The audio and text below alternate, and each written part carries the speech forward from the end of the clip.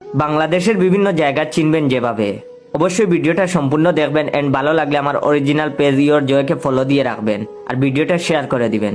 দুজন লোক মারপিট করছে, তৃতীয় ব্যক্তি এলো, দেখলো, চলে গেল। তাহলে ভাই এটা রংপুর। দুজন লোক মারপিট করছে, তৃতীয় ব্যক্তি এলো, মারপিট থামাতে গেল। প্রথম দুজন এক হয়ে তৃতীয় লোককে ধরে পিটিয়ে দিল। বুঝবেন ভাই আপনি কুমিল্লায় আছেন।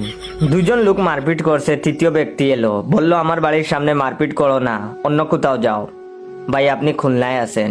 দুজনে মারপিট করছিল, তৃতীয় ব্যক্তি এক কার্টুন বিয়ার নিয়ে এলো।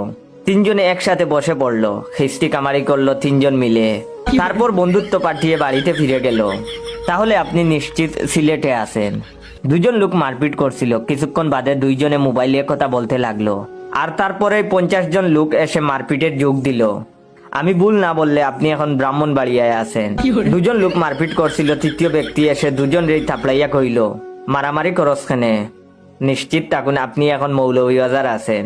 দুজন লোক মারপিট করছিল, তৃতীয় ব্যক্তি এসে কোনো কিছু না বুঝেই প্রথম লোকের সাথে মিলিয়ে দ্বিতীয় লোককে ধরে পেটাতে লাগলো।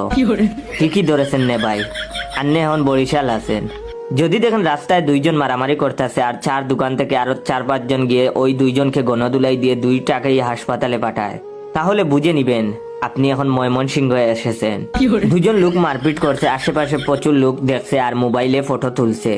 একজন লোক এলো, চায়ের একটা স্টল খুলে বসে পড়লো।